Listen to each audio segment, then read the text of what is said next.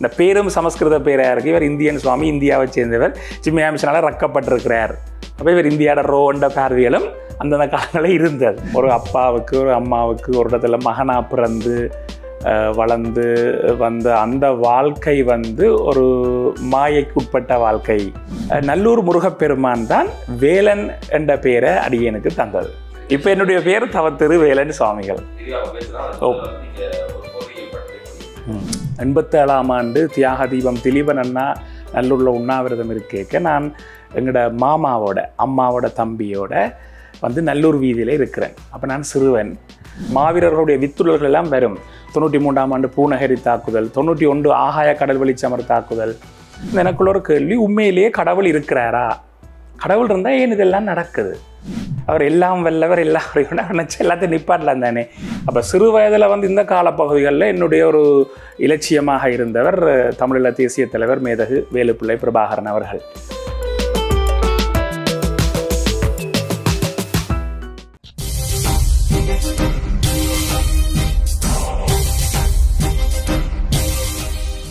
இந்த வாரம் சந்திக்கிறோம். இது நக்கீரன் சபை. சரியா? இன்னும் பல்வேறுபட்ட பிரமுகர்களுடைய முக்கியமான அறியப்படாத பக்கங்களை தேடுவது நிகழ்ச்சியோட நோக்கம். வணக்கம் மக்களே. வணக்கம் ஷியா. வணக்கம் மக்களே. குறிப்பாக நிறைய இடங்களில் பார்த்தீங்கன்னு சொன்னார் ஒரு அரசியல் சார்ந்து, அதாவது ஒரு சமயவாதியாக பார்த்ததை விட ஒரு அரசியல் சார்ந்து கண்டிப்பாக இவருடைய பிரபலம் இருக்கும். குறிப்பாக நாங்கள் பார்க்கிற பொழுதே அதை சொல்லுவோம், எல்லாரையும் பார்த்தா எங்களுக்கு அந்த இது வராது, மகிழ்ச்சி வராது. ஆனால் இதரை பார்க்குற பொழுது தானாக ஒரு மகிழ்ச்சி வரும். அதிலும் குறிப்பாக இந்த சைவ மக்கள் மத்தியில் ஒரு மத தலைவரை தாண்டி இந்த மக்களுக்கான களங்களில் அடையாளப்படுத்தக்கூடியவராக இருக்கிறார். வணக்கம். வணக்கம் உஷாந்தன். வணக்கம் ஷியான்.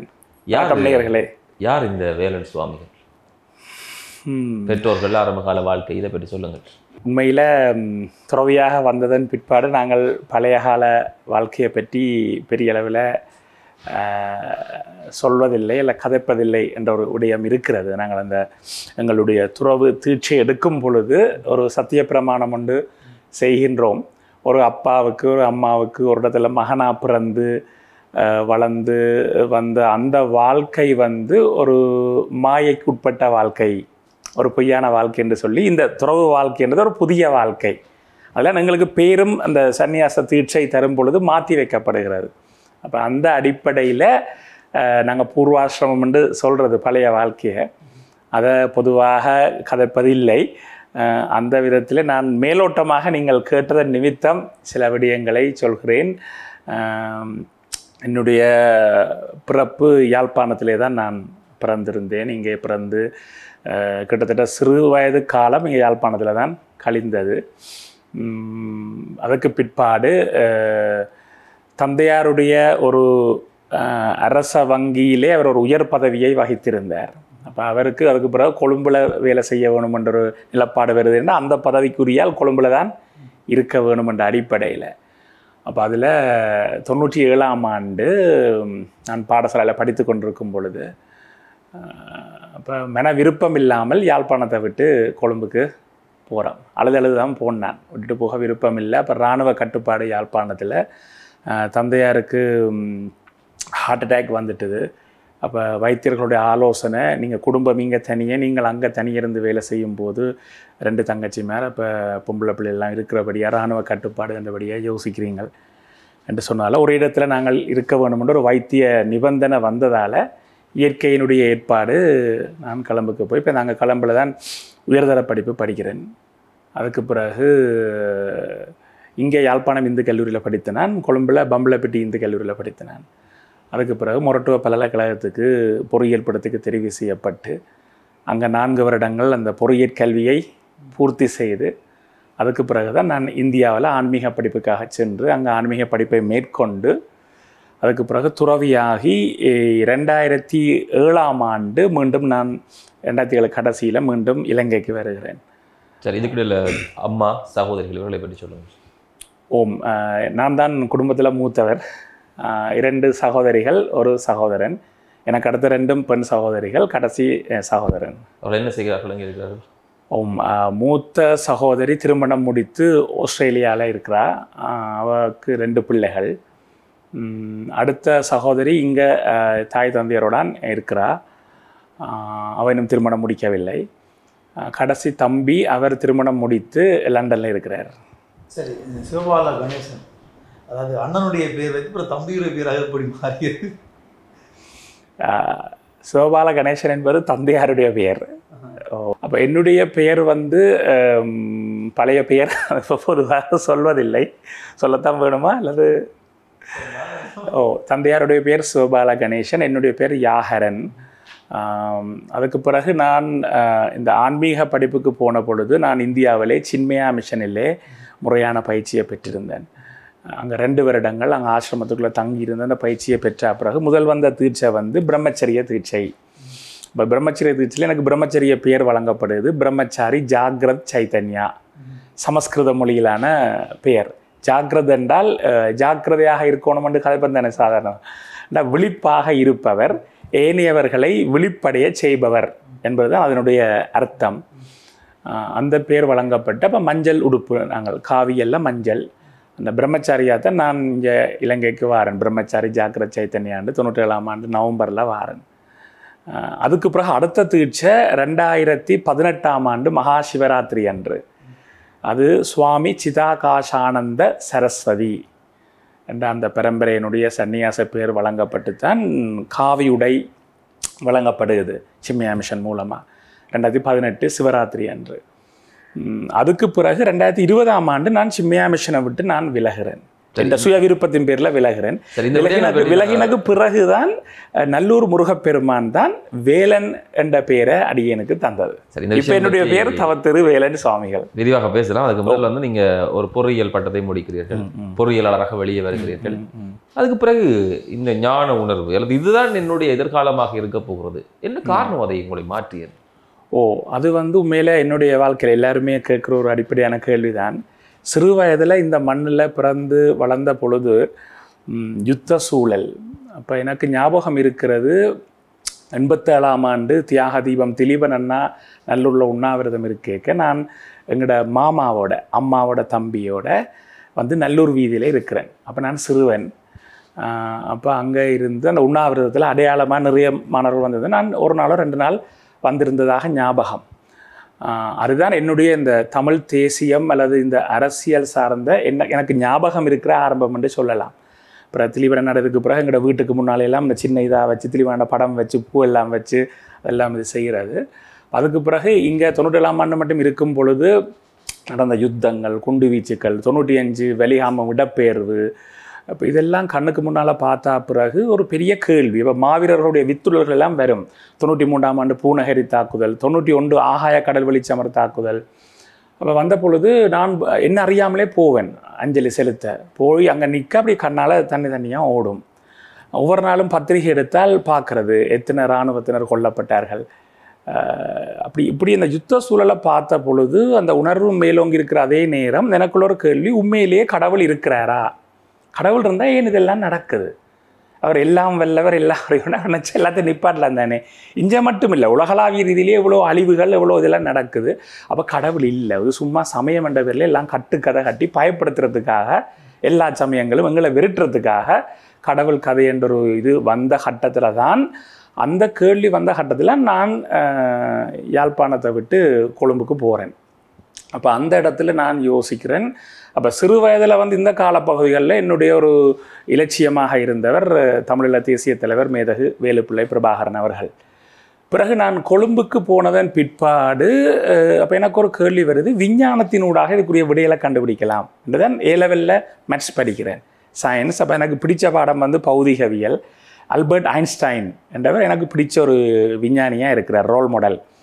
அப்போ எனக்கு ஒரு விஞ்ஞானியாக வரணும், இதுக்குரிய விடைகளை கண்டுபிடிக்கணும் என்று சொல்லி ஏஎல் படிக்கிற காலத்திலேயே ஏஎல் சிலபஸுக்குள்ளே இல்லாத ஸ்பெஷல் ரிலேட்டிவிட்டி, குவாண்டம் ஃபிசிக்ஸ் அது எல்லாம் படித்து தரோம்.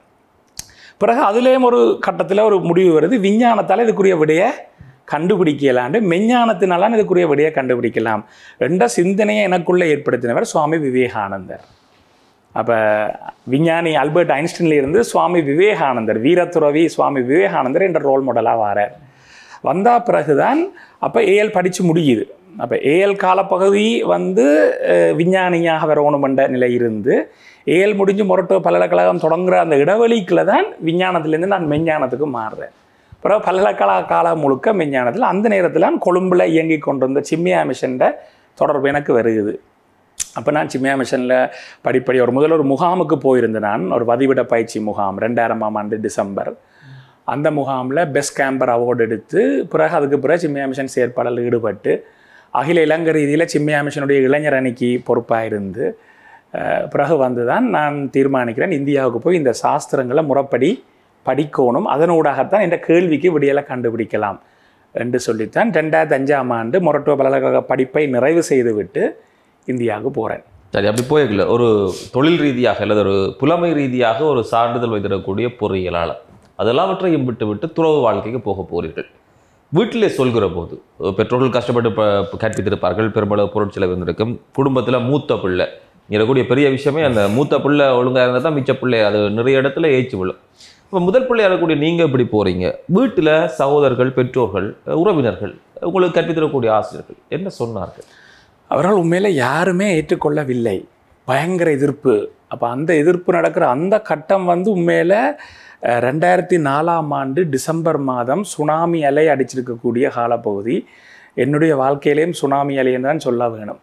அப்போ 2004 சுனாமி அடித்து எல்லாரும் அல்லோடப்பட்டு செய்து கொண்டிருக்கணும். எனக்கு மொரட்டுவ பல்கலைக்கழகத்தில் ஃபைனல் இயர் ஃபைனல் எக்ஸாம், அதுக்கு படிக்கணும். இப்போ எக்ஸாம் பிற்போடப்பட போது அதென்று ஓடிக்கொண்டு தெரியல. அந்த இடத்துல தந்தையாருக்கு ஹார்ட் அட்டாக் இது வந்து 2ஆம் முறை இது வந்து பைபாஸ் சர்ஜரி செய்யணும்னு கொழும்பு டேர்டன் ஹாஸ்பிட்டலில் அட்மிட் பண்ணியாச்சு. சுனாமி டைமில் பிளட் இல்லை, அவருக்கு ரத்தம் எடுக்கிறதுக்கே பெரிய தட்டுப்பாடாக இருந்தது.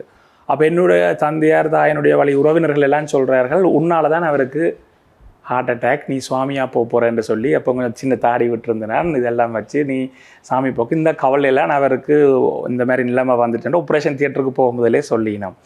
இது தவிர கொழும்பில் சிம்மியா மிஷனுடைய ஒரு வதிவிட பிரம்மச்சாரி இருந்தவர், இந்தியாவை சேர்ந்தவர். அவர் தான் எங்களுக்கு வழிகாட்டலாக இருந்தவர், பிரம்மச்சாரி ரமண சைத்தன்யாண்டு. அப்போ அவர் நினச்சி கொண்டிருந்தார் தந்தையாருக்கும் வந்து அரச வங்கியில் வேலை செய்கிறபடியாக அவருக்கு விடோ பென்ஷன், தந்தையாருடைய காலத்துக்கு பிறகு அம்மாவுக்கு பென்ஷன் கிடைக்குமெண்டு. பிறகு இங்கே வந்து அவர் தந்தையாரை வைத்தியசாலையில் வந்து ஆப்ரேஷனுக்கு போக முதல் கதைச்ச போதான் அவருக்கு தெரிய வருது விடோ பென்ஷன் இந்த குறிப்பிட்ட வங்கியில் இல்லையண்டு, அரச வங்கி இங்கே இலங்கையில் இல்லையண்டு. அப்போ அவரும் எதிராக நின்றுட்டார், நீ இந்த முறை இந்தியாவுக்கு படிக்க போக முடியாதுண்டு. சிம்மியா மிஷனை சேர்ந்த இங்கே கொழும்பில் பொறுப்பாக இருந்த துறவி. அப்போ எல்லாருமே எதிர்ப்பாக இருக்க, ஆனால் என்னால் அதை கட்டுப்படுத்த முடியலை. எப்படியாவது துறவி படிப்பு போய் படிக்க வேணும், துறவியாக வரணும்ன்ற ஒரு பயங்கரமான ஒரு வெறித்தனம். நான் கையெழுத்து வச்சு இந்த விண்ணப்ப படிவத்தை அனுப்புகிறேன். அப்போ அனுப்பினா பிறகு அது வந்து கடிதம் வருது, நான் தெரிவு செய்யப்பட்டுட்டேன் என்று சொல்லி. அப்போ அது வீட்டுக்கு தெரிய வருது.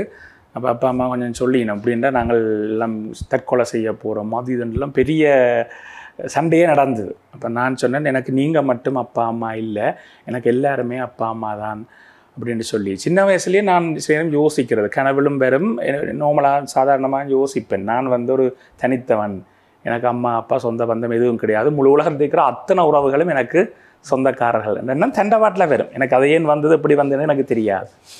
அப்போ அந்த அடிப்படையிலான் எதிர்ப்புகளை மீறினோன்னு பிறகு அம்மா யோசிச்சிருக்கிறா, இவனை இதுக்கு படிக்க விடாட்டி இவனுக்கு தட்டிடும், மென்டல் ஆக்கிடும். இந்த பயத்தில் தான் வேறு வழி இல்லாமல் அம்மா அனுமதி தந்தா. ஏன்னா இந்த சாஸ்திர முறைப்படி துறவி ஆகிறதுக்கு அம்மாவுடைய அனுமதி தேவை, அப்பாவை பற்றி கணக்கு இல்லை, அம்மாவோட அனுமதி கட்டாயம் தேவை.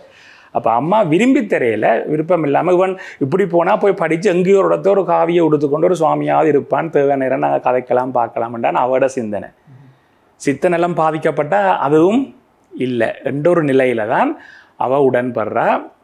அப்போ தந்தையாரும் ஆன்மீக பின்னணி கொண்டவர், தாயாரும் அப்படித்தான். இப்போ அவைக்கு இது விளங்குது, புத்திக்கு விளங்குது, ஆனால் மனசு விடுவதில்லை.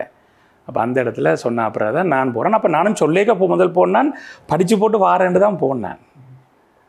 துறவியாக தீட்சி எடுக்கிறேன்னு சொல்லலை, படித்து முடியத்தான் தீட்சி எடுக்கிறது 2 இயர்ஸ். அப்போ வந்து படித்து முடிய அங்கே இந்தியாவில் இருந்து கேட்கத்தான் அவ சொன்னவே வேண்டாம், நீ வீட்டை போய் கதைச்சி போட்டு வாண்டு. நான் இல்லை இங்கேருந்து உனக்கே கதை வந்தால் இப்போ இந்த போக விட மாட்டோம்னு தெரியும். இப்போ இந்த பாஸ்போர்ட்டை பறிச்சா ஒன்றும் செய்ய இயலாது. அங்கேருந்து தொலைபேசியோடாக கதைச்சி ஒரு மாதிரி அவைய கன்வின்ஸ் பண்ணி தீட்சி எடுத்தது. சரி, இப்பொழுது அப்பொழுது மறைத்த உறவுகள்லாம் இப்பொழுது என்ன சொல்கிறாங்க? இப்பொழுதும் அந்த கவலை அவர்களுக்கு இருக்கிறது. அதிலிருந்து அவர்கள் விடுபட்டதாக தெரியவில்லை. ஆனால் இப்போ நான் இந்த முடிவுக்கு வந்த அப்புறம் அவைக்கு சின்ன வயசுலேருந்தே தெரியும், இவன் ஏதாவது ஒன்றை நினைச்சிட்டான் என்றால் அதை செய்து தான் தீருவான். யார் என்ன கடவுளே வந்து கடத்தாலும் அவன் செய்து தான் தீருவான். அவைக்கு சின்ன வயசில் என்ற செயற்பாடில் பார்க்க தெரியும் தானே, குறிப்பாக பெற்றோருக்கு. அப்போ அந்த பின்னணியில் இப்போ அவைக்கு பரவாயில்லை. ஆனால் இப்போ இந்த மக்களுக்கு பணி செய்கிற ஆன்மீக பணி, மற்ற சமூக பணி, அரசியல் பணி என்ற எல்லா பணிகளையும் செய்கிறதால அதில் ஓரளவு திருப்திப்படினம். அதுவும் இப்போ அரசியல் பணி செய்யக்க அவை கொஞ்சம் பயங்களும் இருக்குது, உயிராபத்துக்கள் இதுகள் இருக்கும். அப்போ அதெல்லாம் கொஞ்சம் அளவோடு செய்யணும் அப்படின்ற மாதிரி சில நிலப்பாடுகளில் இருக்கணும். பெற்றோர்கள் என்ன சொல்கிறார்கள் இப்போது?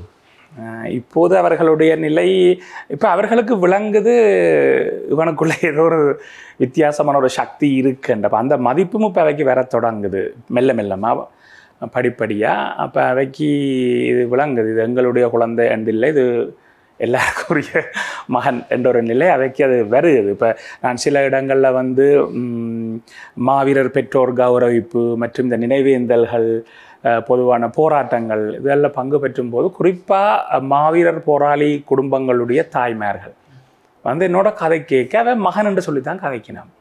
அந்த உண்மையான உணர்வோட கதைக்கினான், அழுது கதைக்கிறது இதெல்லாம். அப்போ அது எனக்கும் ஒரு அந்த ஒரு உணர்வை தரும் பொழுது எல்லா பெற்றோர்களும் என்னுடைய பெற்றோர்கள் என்ற ஒரு உணர்வு இப்போ நடைமுறையிலேயே நடக்கிறத காணக்கூடியதாக இருக்குது. சரி, நீங்கள் சொன்னீங்க இந்தியாவிலேருந்து வந்து குறிப்பாக இந்த பீடங்களோடு இருந்தீர்கள், குறிப்பாக சின்மியா மிஷனோட.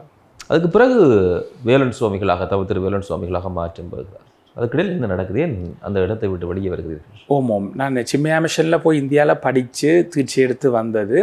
இப்போ சின்மியா மிஷனில் இணைஞ்சு நான் பணிகளை செய்யும் பொழுது நான் முதல்ல சின்மியா மிஷன் இணையக்க பார்த்த நான் இந்த ஆன்மீக படிப்பை, குறிப்பாக உபநிடதங்கள், எங்களுடைய வேதங்கள், சமஸ்கிருத மொழியிலான நூல்களை கற்பதற்கு எது சிறந்த நிறுவனம் என்று ஓரளவுக்கு ஆராய்ஞ்ச அடிப்படையில் சின்மியா மிஷன் தான் இருக்கக்கூடிய சிறந்த நிறுவனம் என்ற ஒரு நிலை வருது. இப்போவும் என்னுடைய நிலப்பாடு அதுதான். இப்போவும் யாராவது வந்து உபநிடதங்கள் அல்லது பகவத்கீதை அல்லது வேதாந்தம் முறைப்படி படிக்க வேணுமென்றால் நான் சின்மியா மிஷனை இப்போவுமே ரெக்கமெண்ட் பண்ணுவேன், அதில் மாற்றுக்கிறது இல்லை. அதுக்கு பிறகு இங்கே தீட்சி எடுத்து வந்த பிறகு சின்மியா மிஷன்லேயும் ஒரு ட்ரெடிஷன், எங்களோட குருகுல இந்த சைவ சமய அல்லது இந்து சமய பாரம்பரியத்தில் ஒன்று இருக்குது. 12 வருடங்கள் குருவுக்கு சேவை செய்த பிறகு நாங்கள் விரும்பினா விலகலாம்னு. அப்போ அந்த 12 வருடம்ன்றது வியாழ கிரகம் சூரியனை சுற்றி வர்றதுக்கு எடுக்கிற காலப்பகுதி. கும்பாபிஷேகம் செய்ய 12 வருஷத்துக்கு ஒருக்கா செய்யணும். அப்போ அந்த ஒரு கட்டம் வரைக்கும் நான் 2007ஆம் ஆண்டு பிரம்மச்சரிய தீட்சி எடுத்து நான் 2019 அந்த 12 வருஷ காலம் நிறைவுக்கு வருகிறது. அதே நேரம் 2019ஆம் ஆண்டு மே 18ஆம் தேதி முள்ளிவாய்க்கால் மண்ணில் நான் என்ன மறந்து நிற்கிறேன். எனக்குள்ள ஒரு ஆழமான அனுபவம். கிட்டத்தட்ட பயங்கர வெயில், அரை மணி நேரத்துக்கு மேலே நிற்கிறேன். எல்லாரும் போயிட்டேன். கிட்டத்தட்ட சில இளைஞர்களும் பல்கலைக்கழக மாணவர்களும் அந்த சவுண்ட் சிஸ்டம் இதெல்லாம் கலட்டி கொண்டுண்டவன். மற்றபடி எல்லாருமே போயிட்டேன். 2019 சரியாக 10 வருஷம், ஒரு தசாப்தம் முடிஞ்ச காலப்பகுதி. அதுக்குள்ளே ஒரு ஆழமான ஒரு எண்ணம் ஒன்றும் வருது. இந்த மண்ணில் இவ்வளவு தியாகங்கள் நடந்திருக்கக்கூடிய, இவ்வளவு இனப்படுகொலை நடந்திருக்கக்கூடிய இந்த மண்ணில் இது ஒரு சேவை செய்ய வேணும் என்ற ஒரு எண்ணம் அதில் தோற்றம் பெறுது. முள்ளிவாய்க்கால் மண்ணில் இருந்து மே 18ஆம் தேதி. அப்போ அதுக்கு பிறகு தான் படிப்படியாக சின்மியா மிஷன்லேயும் வந்து அது ஒரு சர்வதேச ஆன்மீக நிறுவனம். அந்த நிறுவனத்துக்கென்று சில கொள்கைகள், கோட்பாடுகள் வளமையை போல் இருக்குது. அப்போ கிட்டத்தட்ட 30க்கும் மேற்பட்ட நாடுகளில் 300 கிளைகள் இருக்க, யாழ்ப்பாண கிளை ஒரு கிளை. அப்போ அதில் நாங்கள் வந்து அந்த கொள்கையை மாற்ற இயலாது, அந்த கொள்கைப்படி தான் இயங்க வேணும் என்ற விஷயம் வரைக்குள்ள எங்களுடைய சில சுயாதீனமாக சுதந்திரமாக செயற்படுற தன்மை கொஞ்சம் வரையறைக்கு உட்பட்டு இருக்கிறது. அப்போ அந்த ஒரு பின்னணியும் மற்றும் நிர்வாக ரீதியிலான சில முரண்பாடுகள், ஆன்மீகத்தை கொஞ்சம் வியாபார நோக்கில் கொண்டு போகிற இங்கே இருக்கக்கூடிய சில ட்ரஸ்டீஸ் அப்படியான செயற்பாடுகள், இப்படியான பல காரணங்கள். மற்றது வந்து மிஷனில் ட்ரான்ஸ்ஃபர் பண்ணிவினோம் அடிக்கடி. அப்போ எனக்கு இங்கே யாழ்ப்பாணத்துக்கு 2011ஆம் ஆண்டு முதல் வதிவிட பிரம்மச்சாரியாக வந்தபோது நல்லூர் முருகப்பெருமான் மேலே அப்படி ஒரு ஈடுபாடு. அது ஒரு கதையாக நிறைய சொல்லி கொண்டிருக்கலாம். 2011 கொழும்புலேருந்து பஸ்ஸில் நான் என்ற மூட்டை முடிச்சுகளோட யாழ்ப்பாணம் வாரன் வந்து முதல்ல இந்து சமய பிறவிலாம் தங்கியிருந்தேன். அன்றைக்கு விடியப்புறம் வந்து பஸ்ஸில் இறங்கி கொஞ்சம் களைச்சி போனேன். அப்போ கொஞ்ச நேரம் நித்திரை கொண்டுட்டு எழும்பி நான் தோஞ்சு என்ற சந்தியா வந்தனம் இதில் முடிச்சு கொண்டு சிவபூசையை செய்த உடனே ஒரு எண்ணம் வருது, நல்லூர் முருகன்கிட்ட போகணும்ட்டு. திடீரென்று வருது, நாட் ப்ரீ பிளான்டு. அப்போ சரின்னுட்டு நான் அங்கே இந்த தேதனியை குடிச்சு போட்டு வெறுங்காலோடு நடந்து வாரேன். கந்தர் மடத்திலிருந்து நல்லூருக்கு நடந்து வந்து கிட்டத்தட்ட ஒரு 8:30 மணி 9 மணி இருக்குமென்னு நினைக்கிறேன். மூலஸ்தானத்துக்கு முன்னால் அப்படியே முருகப்பெருமானை பார்த்தபடி நிற்கிறேன். எனக்கு என்ன நடந்ததுன்னு தெரியாது.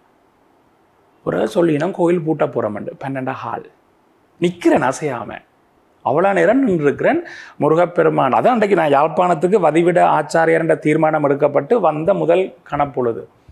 அப்போ முருகப்பெருமானோட அப்படி ஒரு ஈடுபாடு வந்தோடனே 12 ஹால் அப்படி கோயில் பூட்ட போகிறோம் என்று சொன்னோன்னே நான் திருப்பி போகிறேன். போய்த்தான் பிறகு காலை சாப்பாடு சாப்பிட்டு இது வந்த பிறகு அன்றைக்கு ஆரம்பித்த முருகப்பெருமானான உறவு இன்றைக்கு வரையும் தொடருது. அப்போ எனக்கு நல்லூரை விட்டு போக விருப்பம் இல்லை.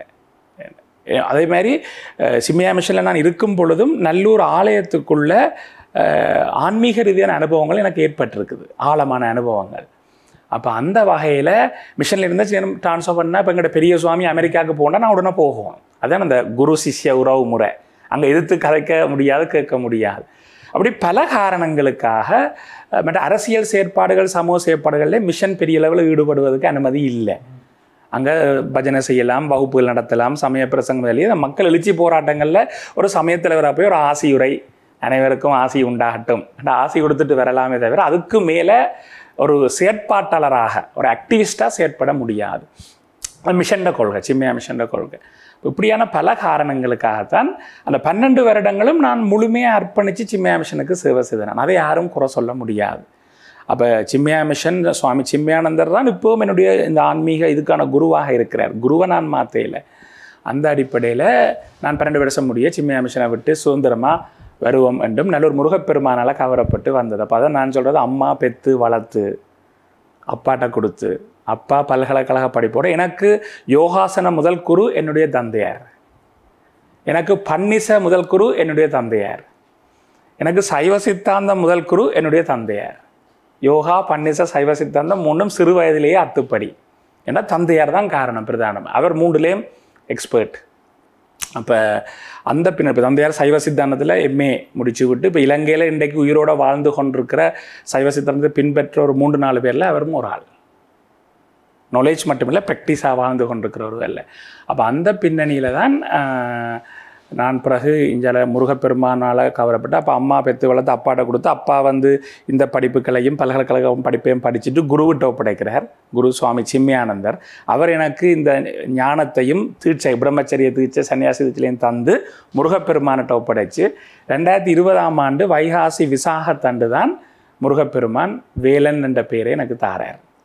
அது இந்த ஆறுமுகசாமி முருகப்பெருமாண்ட சண்முகருக்கு சண்முகாச்சனை நடந்து குருக்கள் மேலே 6 பேரும் 6 பஞ்சாராத்தையும் காட்டி ஒரே வரிசையில் நின்று காட்டும் பொழுது அந்த அவ்வளவு பஞ்சாராத்தி தீபம் ஒரு வேல் வடிவத்தில் எனக்கு ஒளிப்புலம்பாக தெரிஞ்சுது.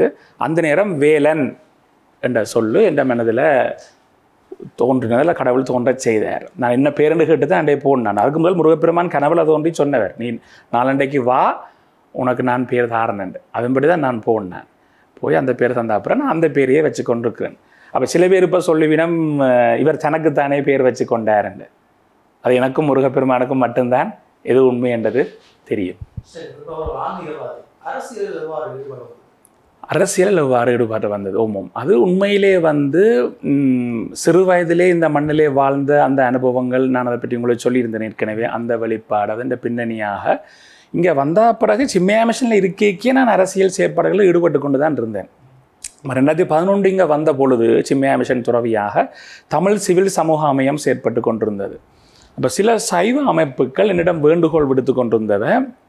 மன்னர் ஆயர் ராயப்ப யோசப் அவர்கள் இந்த இதில் ஒரு தமிழ் தேசியம் சார்ந்து சிறப்பாக செயற்படுகிறார். அப்படி சைவ சமய ஒரு துறவி ஒருவர் இல்லை, அப்படி நீங்கள் ஒரு இதுக்கு இதில் செயற்பட வேணும், இதில் ஈடுபட வேணும் என்று கேட்ட பொழுது நான் அந்த நேரம் இங்கே இந்த சமய பெரியார்களிடம் சைவ சமய பெரியாரிடம் ஒரு ஆலோசனை கேட்டேன். அடியேன் சிறுவன் அவை ஏற்கனவே இங்கே வாழ்ந்து கொண்டிருக்கணும் நல்ல ஆதீனம் சுவாமிகள் ஆறு திருமுருகன் ஐயா போன்றவர்களிடம் ஆலோசனை போது அவர் சொல்லிச்சினம் இது சிவில் செயற்பாடுகள் இது ஆன்மீக மண்டலங்களுக்கு தேவையில்லை. ஆதீனம் சுவாமின்னு சொன்னார், இது பயமுள்ள செயற்பாடு, நான் இங்கே தனி இருக்குன்னு எனக்கு நடந்தால் கேட்குறதுக்கும் ஆள் இல்லை என்று பகுதியாக சொன்னார். ஆறு திருமுருகன் ஐயா முதுகுல கணக்கு ஈடுபட்டால் நாங்கள் செய்கிற பணிகளை செய்ய முடியாது என்ற கருத்தை முன் வச்சார். இப்போ 2 பேருமே முதுகுல தேவையில்லை வேணாமன்ற ஒரு கருத்து முன் வச்சார். நான் கொஞ்சம் தாங்கி கொண்டிருந்தேன். அப்படி தாங்கி கொண்டிருக்கும் பொழுதும் சமூகத்திலேருந்து பெரிய ஒரு அழுத்தம் பல மட்டங்களிலேருந்து வந்து கொண்டிருந்தது, மக்கள்கிட்ட இருந்தும் அமைப்புகள்கிட்ட இருந்தும்.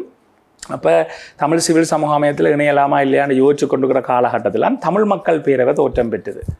அந்த உருவாக்கம் தமிழ் மக்கள் பேரவை உருவாகின முதல் உருவாக்கம் யாழ் நூலகத்தில் நடந்தது. அதுக்கும் அடியேனுக்கு அழைப்பில்லை. அப்போ அதுக்கு பிறகு அவ கலாச்சார குழு ஒன்று போடைக்குள்ள வந்து கேட்டுச்சினம் தமிழ் மக்கள் பேரவையை சேர்ந்தவர்கள் இப்படி இந்த கலாச்சார குழுவில் நீங்கள் சைவ சமயத்தின் ஒரு பிரதிநிதியாக நீங்கள் இருக்கணும், கிறிஸ்தவ சமயம் சார்பாக எங்களுடைய திருமறை கலாமன்றம் நிறைய சேவியர் அடிகளார் இருக்கிறாரன். அப்போ நான் அதை ஏற்றுக்கொண்டேன். அதுக்கு பிறகுதான் தமிழ் மக்கள் பேரவைன்ற மத்திய குழுவில் செயற்பட தொடங்கி இந்த அரசியல் போராட்டங்கள், எழுக தமிழ் போராட்டங்கள் இங்கே யாழ்ப்பாணத்திலேயும் கிழக்கிலேயும் முழுமையாக பங்கு பெற்றினது. அந்த செயற்பாடில் ஈடுபட்டு இப்போ இந்த ஒரு கட்டத்தில் தமிழ் மக்கள் பேரவை செயலிழந்து விட்டது. அப்போ அதுக்கிடையில் இந்த போராட்டங்கள் நடைபெறும் பொழுது நான் சிம்மியா மிஷனில் இருக்கைக்கே பங்கு பெற்றுவேன். பங்கு பெற்றி கொண்டிருக்கும் போது நான் சில போராட்டங்களில் பங்கு பெற்றேக்க சிம்மியா மிஷன் சார்பில் எங்களோட கொழும்பில் இருக்கிற நிர்வாகிகள் சேரும் இந்தியாவில் இருக்க தலைமைப்பிடவும் எதிர்ப்பை தெரிவிப்பினோம். இதில் பங்கு பெற்ற வேண்டாம், போக வேண்டாம். எழுகதமிழில் பங்கு பெற்றின எல்லாம் பெரிய பிரச்சனையாக போயிட்டுது மிஷனுக்குள்ளேயே.